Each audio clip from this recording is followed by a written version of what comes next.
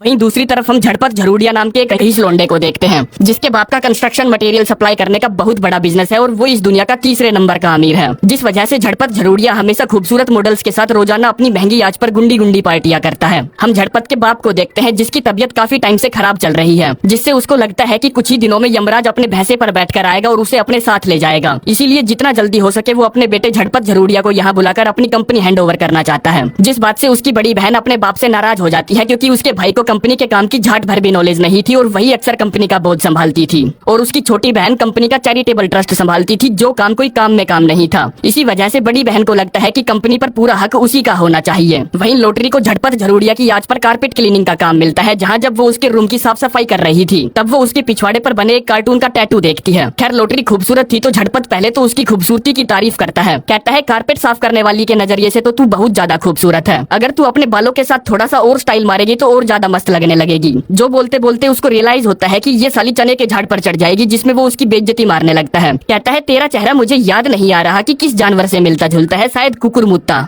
हाँ वही होगा, उसी से मिलता जुलता है। दरअसल अपना झटपट ऐसा ही था, उस चोदू को किसी से कोई मतलब नहीं था, जिसमें वो याच के कैप्टन से बोलकर बिना किसी नोटिस पीरियड के अपने किचन के शेफ को यहाँ से लात मार कर निकलवा देता है। कहता है यार मैं उसके हाथ का बना खाना खा खाकर पक चुका हूँ, हालांकि वो खाना अच्छा बनाता है पर मैं पक चुका हूँ। आगे जब लोटरी साफ सफाई कर रही थी तब वो उससे कहता है चल साली मेरे लिए पपीते का जूस बना कर ला। लोटरी कहती है मैं तेरे बाप की नौकर नहीं लग रही हूँ, तूने मुझे कारपेट की साफ सफाई के लिए हायर किया था, ना कि तेरा जूस बनाने के लिए। जिस बात से उसके पिछवाड़े में खड़ी मिर्ची लगती है तो वो उसे काम से निकाल देता है कि चल हट भग, भीसड़ी की साफ सफाई करने वाली बहुत है मेरे पास। लोटरी कहती है अगर तुझमें इतना ही गुरूर है ना तो मुझे मेरे पैसे दे, मैं यहाँ से चलती बनूंगी। वो कहता है पैसे? कोई पैसे वैसे नहीं है, निकल यहाँ से, दूंगा तुझे मैं इकट्ठी नकदी। जिस पर लोटरी भी चुप नहीं रहती, कहती है उन पैसों को बत्ती बनाकर साले अपनी घींड में डाल लेना, आज तक तूने एक चवन्नी तक तो कमाई नहीं, अपने बाप के लोड़े पर तू दिवाली बना रहा है, तेरी औकात ही नहीं है चवन्नी कमाकर खुद के पैसों पर ऐस मारने की, समझा। जिस बीच याच अपनी अगली डेस्टिनेशन की तरफ निकलने लगती है। झटपट कहता है कूद ले वरना मैं तुझे सैन फ्रांसिस्को ले जाकर उतारूंगा। वो कहती है ठीक है भीसड़ी के मध्य मेरे पैसे, मैं भी तेरे साथ चलूंगी और तेरी घाइंड में दर्द बनकर चुभती रहूंगी। अब झटपट के लिए ये एक बहुत भारी समस्या थी, तो वो उसे धक्का मारकर पानी में गिरा देता है और उसकी क्लीनिंग मशीन को भी उठाकर पानी में फेंक देता है कि निकल साली चलेगी मेरे साथ। जो करके उसे बहुत मजा आता है, तो वो उस पर खिलखिलाकर हंसता है कि साले गरीब के चोदू चले हैं अमीरों की घींड में दर्द करने। अब क्लीनिंग मशीन खराब हो गई थी तो साफ सफाई वाली कंपनी लोटरी को जॉब से निकाल देती है और उस पर $3000 का फाइन भी लगा देती है, जिस वजह से उस बेचारी के अकाउंट में अब सिर्फ $42 बचे थे और ऊपर से 3 बच्चों की जिम्मेदारियां भी थी। वहीं रात के समय याच पर जब झटपट झरूडिया किसी मॉडल की पिंकी फाड़ने की तैयारी कर रहा था, तब वो देखता है कि ड्रॉर में रखी उसकी बाल छतरी खत्म हो गई है, जिन्हें लेने के लिए वो नशे में झूमता झूमता ऊपर डेक पर जाता है, जहां सोफे के नीचे उसे ढेर सारी बाल छतरी मिल जाती है। लेकिन तभी एक बड़ी लहर की वजह से याच को झटका लगता है, तो वो फिसलकर याच की बाउंड्री से लटक जाता है, जिस पर वो जोर जोर से चिल्लाकर मदद मांगता है, पर घंटा किसी को उसकी आवाज नहीं सुनती, जिस वजह से वो समुद्र में गिर जाता है और अगले दिन उसकी आंख खुलती है एक बीच के किनारे, जहाँ से उठकर वो शहर में किसी बीवली गींड भिखारी की तरह भटकने लगता है, जिसको एक पुलिस वाला देख लेता है, तो वो उसे हॉस्पिटल में भर्ती करवाता है, जहाँ वो डॉक्टर से कहता है मुझे नहीं पता आज कौन सा दिन है, मुझे नहीं पता मेरा जन्म कहाँ हुआ था, मुझे नहीं पता मेरा नाम क्या है, मुझे नहीं पता मैं कहाँ से आया हूँ। जिससे हम ये समझ पाते हैं कि वो अपनी पुरानी जिंदगी के बारे में सब कुछ भूल चुका है, पर उसे दुनियादारी के बारे में अभी भी मालूम था। कहता है बीहन के लिंड डॉक्टर थोड़ी सी दया कर यार, मुझ पर कम से कम किसी मस्त पटाखा नर्स को तो भेज दे।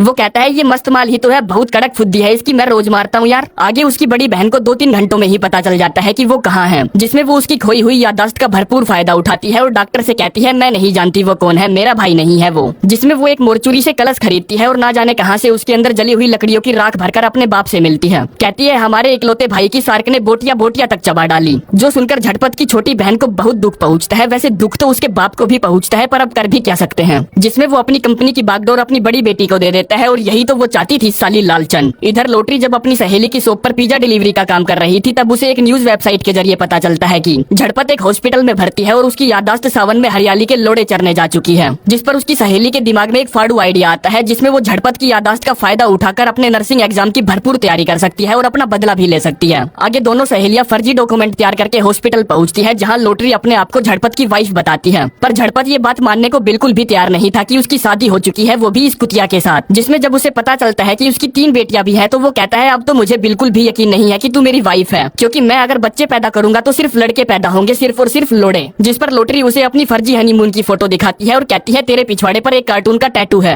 जो उसने तब देखा था जब वो याच पर साफ सफाई करने गई थी। जिस टैटू को देखकर झटपट निराश हो जाता है कि यार ये तो सच में मेरी वाइफ है, और ना चाहते हुए भी अपनी सड़ी सी शक्ल लेकर उसे उसके साथ जाना पड़ता है। जहाँ जब वो लॉटरी का घर देखता है तो कहता है भीड़ चोद मैं तो गरीब हूँ रे। आगे वो अंदर जाता है जहाँ पहले से ही तीनों बेटियों को पाठ पढ़ा दिया गया था कि तुम्हें ऐसे रिएक्ट करना है जैसे कि झटपट तुम्हारा सगा बाप हो, जिसमें वो बिल्कुल वैसा ही करती है क्योंकि लड़कियां लड़कों से कहीं ज्यादा स्मार्ट होती है। खैर झटपट तीनों बच्चियों की शक्ल ध्यान से देखता है और कहता है ये मेरी बच्चियां नहीं है क्योंकि इनकी शक्ल मुझसे बिल्कुल भी नहीं मिलती। जिस पर वो उससे कहती है भीड़ के लिंड तेरा झड़ता ही नहीं था, मैंने तुझे क्या क्या नहीं खिलाया, शिलाजीत, अश्वगंधा, वाइग्रा, काजू बादाम, पर किसी से भी बात नहीं बनी, जिसमें अथक प्रयासों के बाद हमें एक स्पर्म डोनर का यूज करना पड़ा। झटपट कहता है यार इसका मतलब ये है कि मैं बांझ हूँ, मैं बीज नहीं बो सकता। वो कहती है इससे घंटा भी फर्क नहीं पड़ता क्योंकि तू हमसे प्यार करता है, तूने हमारे लिए दो दो तीन तीन नौकरियां भी की है। झटपट पूछता है क्या मतलब तेरा, मैं काम भी करता हूँ? वो कहती है हाँ, एक्सीडेंट से पहले तू एक टूर गाइड हुआ करता था जहाँ से तुम्हें निकाल दिया गया, और अब तू मेरी सहेली के हस्बैंड रेगांडो की कंस्ट्रक्शन साइट पे मजदूरी का काम करता है। जो सुनकर उसके दिमाग का भांग भोसड़ा एक हो जाता है तो वो फ्रिज से बियर लेने की कोशिश करता है। लॉटरी कहती है ना ना ना ना ना ना, तूने पीनी छोड़ रखी है, भूल गया क्या भड़वे? जिस पर वो दुखी होकर बाथरूम में जाता है और सोचता है कि भीड़ की लिंड ऐसी जिंदगी तो मेरी बिल्कुल नहीं हो सकती। इसीलिए वो बाथरूम की खिड़की से वहाँ से भागने की कोशिश करता है कि भाड़ में जाए साला ऐसा परिवार जिसके लिए मुझे ईंट पत्थर उठाने पड़ते हो। परंतु लॉटरी उसे देख लेती है और उसे फिर से खिड़की से अंदर आना पड़ता है, जहाँ वो उससे कहती है भीषड़ी के तू खड़ा क्यों है, यहाँ जाकर खाना क्यों नहीं बना रहा? झटपट कहता है खाना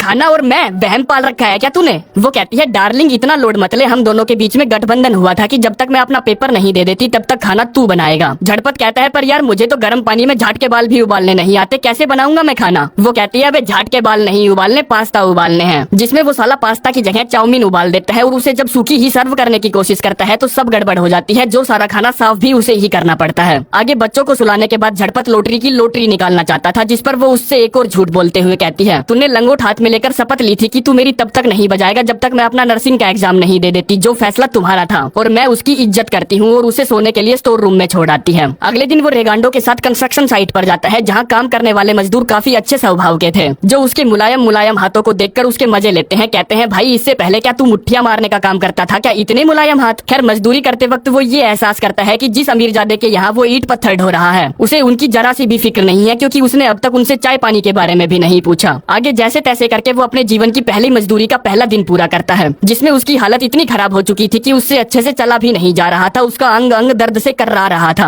घर पहुंचकर वो सोफे पर पड़ जाता है और इससे पहले कि वो 2 मिनट सांस लेता, लॉटरी उससे कहती है बिहीन के लिंड ये लिस्ट पकड़ और सुपरमार्केट से घर के लिए सामान लेकर आ, जहाँ वो लिस्ट के हिसाब से तो सामान खरीदता ही है और लिस्ट के बाहर का भी सामान खरीदता है, जिसमें आज उसके हाथ की बनी चाउमीन खाकर सभी हैरान रह जाते हैं। तीनों बच्चियां उसकी भर भर के तारीफ करती है, पर लॉटरी उसकी इस नई रेसिपी को बकवास बताती है क्योंकि वो उसका मनोबल तोड़ना चाहती थी, उससे अपना बदला लेना चाहती थी। अब झटपट की वजह से लॉटरी को बहुत समय मिल रहा था, जिसमें वो दबाकर पढ़ाई कर रही थी और अच्छे से सो भी पा रही थी, क्योंकि बच्चों को भी वही संभालता था, घर के कामकाज भी वही करता था, पैसे कमाने भी वही जाता था। लेकिन मजदूरी का काम करना तो झटपट ही जानता था कि उसे कितना भारी पड़ रहा है, जिसमें रेगांडो उसे देखकर हंसते हंसते पागल हो जाता था। एक दिन दोपहर में वो अपने मजदूर दोस्तों को अपनी कहानी बताता है। कहता है मुझे हमेशा लगता है कि कोई मेरा फायदा उठा रहा है, मेरे साथ गलत हो रहा है, मेरा शोषण किया जा रहा है। मतलब कि मैं अपनी वाइफ को पहचानता तक नहीं, मुझे ये तक याद नहीं कि उसके साथ मैंने आखिरी बार मजदूरी कब की थी। मुझे तो ऐसा लगता है कि मैं उस बिहीन की लोड़ी के लिए सिर्फ एक एटीएम मशीन के अलावा कुछ नहीं हूँ। जिस पर एक मजदूर कहता है इसमें भाई तेरी गलती नहीं है, हर शादीशुदा आदमी के साथ ऐसा ही होता है, जिसमें मर्दों को लगता है कि बिहीन चोद उनका शोषण किया जा रहा है, उन्हें एटीएम मशीन बना दिया गया है। दूसरा मजदूर कहता है तू बहुत खुशनसीब है, तेरे पास एक जॉब है और घर पर तेरा इंतजार करने वाला एक प्यारा सा परिवार, इसलिए ये नौजवान लोंडो जैसी सोच को बदल और मर्दों की तरह जीना सीख, अपनी जिम्मेदारियां समझ, कब तक ये रंडी रोना लगा कर रखेगा। जो सारी बातें उसे सोचने पर मजबूर कर देती है, तो वो शाम को घर जाते वक्त लॉटरी के लिए योगर्ट लेकर जाता है, क्योंकि उसने उसको बताया था कि शादी से पहले जब वो दोनों डेट पर जाते थे तो योगर्ट खाते थे। कहता है मैं जानता हूँ मेरे जैसे नालायक के साथ रहना बहुत मुश्किल है, पर फिर भी मैं तुम्हें वादा करता हूँ कि मैं अपने परिवार के लिए खूब मेहनत करूंगा, ईमानदारी से काम करूंगा, पर तुम्हें मुझे देनी पड़ेगी। वो कहती है चल निकल बे गिंडू, जो सब वो बड़े ही प्यार से कहती है, क्योंकि अब तक वो भी उसकी तरफ खींचने लगी थी। वहीं दूसरी तरफ उसके बाप की तबीयत अचानक से ठीक हो जाती है और वो टकाटक नौजवान लोंडो की तरह घूमने फिरने लगता है, फुद्दियां फाड़ने लगता है। झटपट जब अगले दिन भारी भारी सीमेंट बैग उठा रहा था तो वो उनको बनाने वाली कंपनी को भला बुरा लालची जालिम जल्लाद कहता है। अब याददाश्त के फ्यूज उड़े होने की वजह से उसे ये याद नहीं था कि ये सीमेंट बैग उसी की कंपनी के बनाए हुए हैं। आगे रेगांडो उसे महीने की पहली सैलरी देता है, जिसे पाकर वो खुश हो जाता है और जल्दी छुट्टी लेकर घर जाता है, जहाँ उसे सबसे छोटी बेटी घर के बाहर मिलती है जो साइकिल चलाने की कोशिश कर रही थी, पर वो बार बार नाकाम हो रही थी। झटपट कहता है, तू टेंशन मत ले मेरी गुड़िया, मैं तुझे बिना ट्रेनिंग व्हील के साइकिल चलाना सिखाऊंगा। जो बोलकर वो सामान रखने अंदर जाता है, जहाँ उसे बड़ी वाली बेटी मिलती है जो उससे स्विमिंग पूल में जाने की परमिशन मांगती है, तो वो उसे परमिशन दे देता है। जिसमें जब लोटरी काम करके घर की तरफ लौट रही थी, तब वो अपनी बेटी को पूल पर देखती है, जिसको वो रूल तोड़ने के लिए धमकाते हुए अपने साथ लेकर जाने लगती है। दरअसल वो अपनी दोनों बच्चियों को झटपट के भरोसे नहीं छोड़ना चाहती थी, क्योंकि जिस झटपट को वो जानती थी वो भड़वा किसी की फिक्र नहीं करता था। परंतु जब वो दौड़कर घर पहुंचती है तो देखती है कि झटपट दोनों बच्चियों के साथ फुटबॉल मैच देख रहा है। जो अपनी बड़ी वाली बच्ची को गुस्से में देखकर लोटरी से कहता है, तुझे बच्चों को इतने बुरे तरीके से नहीं डांटना चाहिए, क्योंकि तू भी कभी अपने जमाने में बच्ची ही होगी ना। जिस पर उसकी जुबान टूट जाती है, कहती है, बीहीन के लिंड, तू होता कौन है मेरे बच्चों के बारे में सलाह देने वाला। झटपट कहता है, तेरे बच्चे साली, तेरे बच्चे, क्या हुआ अगर उन बच्चों में मेरा बीज नहीं है तो?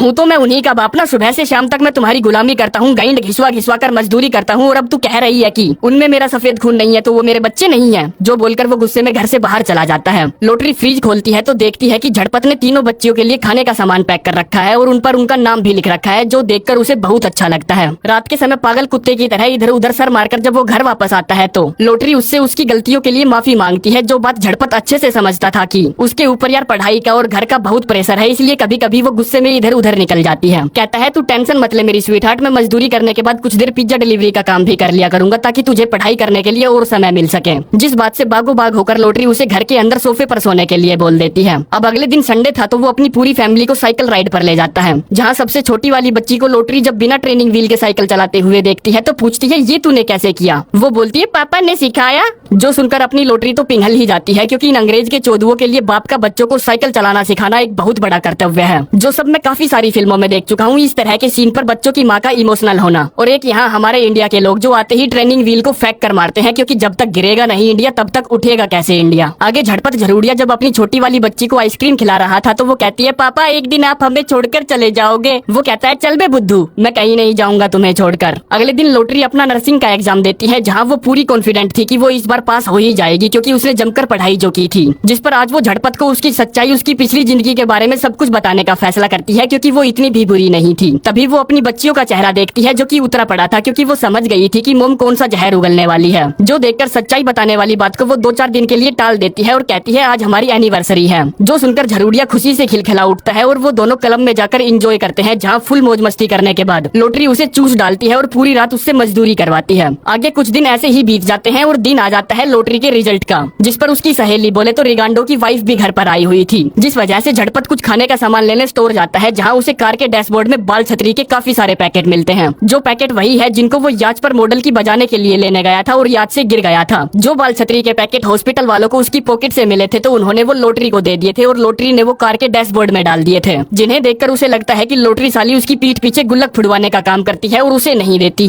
कहता है, भीषड़ी की, मुझे नहीं पता था तू ये वेश्यावृत्ति का काम भी करती है। अब ये बिल्कुल परफेक्ट टाइमिंग थी उसको सच बताने की, तो वो कहती है, तू मेरा पति नहीं है, तू मेरे बच्चों का बाप नहीं है, तू एक अमीर रईस ज्यादा है, अमीर का लोड़ा है, तेरी यादाश्त चली गई थी, अंडसंड वगैरह वगैरह। जो बात झटपट झरूड़िया के बिल्कुल भी पल्ले नहीं पड़ती, बल्कि उसे लगता है कि वो उसे गुमराह लोड़ा बनाने की कोशिश कर रही है। जिस पर लोटरी अपनी बच्चियों को उसको सारी हकीकत बताने के लिए कहती है। वो पूछती है, कौन सी हकीकत मम्मी? दरअसल इन तीनों बच्चियों को अपने नकली पापा से प्यार हो गया था और वो नहीं चाहती थी कि झटपट झरूड़िया कभी उन्हें छोड़कर जाए, नहीं चाहती थी कि इस फर्जी बाप का हाथ कभी उनके सर से हटे, इसलिए वो अपनी माँ को ही गुमराह कर देती है। खैर अब तक ये सारी बकचोदी सुन और समझकर वो लोटरी से गुस्सा हो जाता है तो घर से बाहर जाने लगता है, जिस पर लोटरी की सहेली उसे जाने से रोकती है और झूठ बोलते हुए कहती है, वो बाल छतरी के पैकेट मेरे हैं, क्योंकि रेगांडो का लुल्ला अंधेरे में तीर नहीं चला पाता, इसलिए मैं अलग अलग मर्दों से अंधेरा कायम करवाती हूँ। जो बात तू रेगांडो को मत बताना, उसे बहुत बुरा लगेगा। जिन बातों पर झटपट को यकीन हो जाता है तो वो लोटरी से तहे दिल से सॉरी बोलता है उस पर शक करने के लिए, जिसके बाद वो घर के अंदर जाता है और तीनों बच्चियों के साथ चिल्लाता हुआ वापस आता है। कहता है,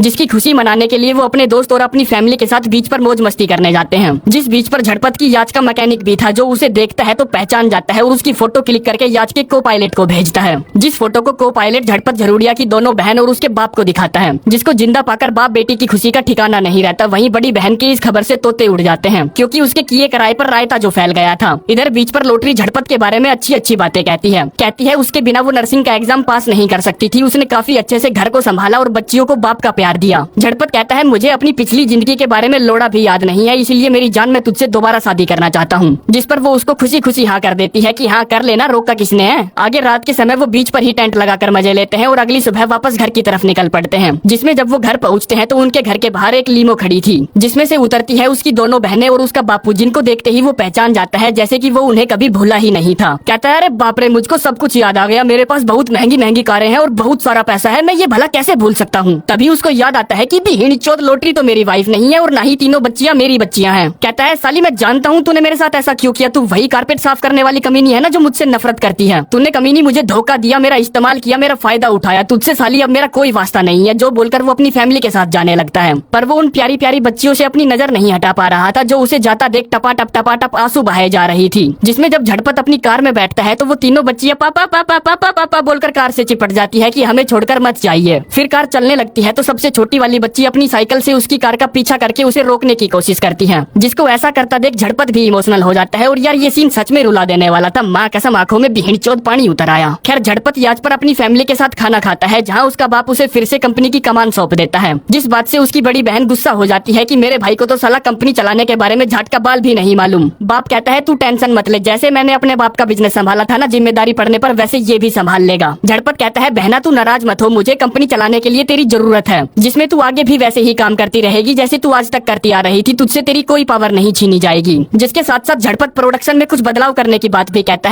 है हमारे जिस सीमेंट बैग का वजन 50 kg है उसे घटाकर हमें 25 kg करना होगा, ताकि मजदूर उन्हें अच्छे से उठा सके और उनकी कमर में भी दर्द ना हो। जो सब उसका पर्सनल एक्सपीरियंस बोल रहा था। बहन कहती है भाड़ के लिंड, तेरी अकल क्या सेंटर फ्रेश खाने गई है, तुझे पता भी है उससे पैकेजिंग कॉस्ट कितनी बढ़ जाएगी, करोड़ों का नुकसान उठाना पड़ेगा, हमें चले हैं ये तिरछे लोड़े बिजनेस करने। खैर नुकसान चाहे कुछ भी हो, बूढ़ा अपने बेटे को ही अपनी कंपनी का चेहरा बनाना चाहता था, इसीलिए वो अपने फैसले पर अटल रहता है। रात के समय उसकी याच का कैप्टन झटपट को खुद ही उसके लिए ड्रिंक तैयार करते हुए देखता है, जो सब कैप्टन को अजीब लगता है, क्योंकि झटपट ने इससे पहले कभी भी किचन में पैर नहीं रखा था। कहता है जब मैं मजदूरी करता था ना, तब मुझे अच्छे से याद है कि मैं अपने जैसे अमीर जादों से कितनी नफरत करता था। मुझे है ना साला समझ में नहीं आ रहा कि मैं अमीर वाली जिंदगी में ज्यादा फिट बैठता हूँ या गरीबी वाली जिंदगी में। उधर लोटरी अपनी बच्चियों के साथ अपनी माँ का शो देखने जाती है, जहाँ जब वो अपनी माँ को इस उम्र में अपने सपनों के पीछे भागते हुए देखती है तो उसे एहसास होता है कि उसे झटपट को आखिरी कोशिश तक अपने हाथों से नहीं जाने देना चाहिए। जिसमें वो अपने बच्चों के साथ रेगांडो से मिलने पहुँचती है और उसकी बोट उधार मांगती है। वहीं सुबह के टाइम जब बापू को पता चलता है कि झटपट याच को घुमाकर वापस लोटरी से मिलने जा रहा है तो वो उस पर भड़क पड़ता है कि साले मैं तुझे ऐसा नहीं करने दूंगा। जिस पर बड़ी बहन उससे कहती है भाई तुझे जाना चाहिए, तुझे अपने दिल की बात सुननी चाहिए, तुझे उसका हो जाना चाहिए, तुम दोनों एक जिस्म दो जान हो। अब इस तरह के घटिया पंप वो उसमें इसलिए भर रही थी ताकि उसके जाते ही कंपनी का कंट्रोल उसके हाथ में आ जाए। जो बात छोटी वाली बहन समझ जाती है तो वो उसका भांडा फोड़ने का फैसला करती है। जिस पर वो अपने फोन में एक आर्टिकल पढ़ती है जिसमें साफ साफ लिखा था कि झटपट झरूड़िया जब हॉस्पिटल में भर्ती था तब उसकी बड़ी बहन उससे मिलने गई थी और उसको जानबूझकर वहीं छोड़ आई थी। तभी झटपट को किसी बोट के हॉर्न की आवाज सुनती है तो वो फटाफट डेक पर आता है और दूरबीन से देखता है कि लोटरी, उसकी सहेली, रेगांडो और तीनों बच्चियां उसकी तरफ बढ़ रही हैं। जिस पर बूढ़ा याच को वापस उल्टी दिशा में घुमा देता है कि साले मैं करवाऊंगा तेरा पिज्जा डिलीवरी वाली से प्यार। जिस याच का पीछा ये गरीब बोट बिल्कुल भी नहीं कर सकती थी, इसीलिए वो अपनी बोट को बंद करके उस याच को जाते हुए देखते हैं। तभी झटपट अपनी याच से पानी में कूद जाता है और तैरकर बोट की तरफ आने लगता है, जिसको ऐसा करता देख लोटरी भी पानी में कूदकर उसकी तरफ बढ़ने लगती है। जिस पर बूढ़ा धुत्तू में चिल्लाकर अपने बेटे को रोकने की कोशिश करता है, पर जब वो नहीं रुकता तो कहता है साले जा तू उस फटी भीछड़ी वाले के पास, मैं तुझे अपनी प्रॉपर्टी से बेदखल कर दूंगा। जो सुनते ही वो रुक जाता है और मोल भाव करने लगता है। कहता है मुझे कुछ नहीं चाहिए, बस मेरे स्विस अकाउंट में जो पैसे पड़े हैं वो दे देना। बूढ़ा कहता है मेरा लोड़ा ले ले, मैं दूंगा तुझे स्विस अकाउंट।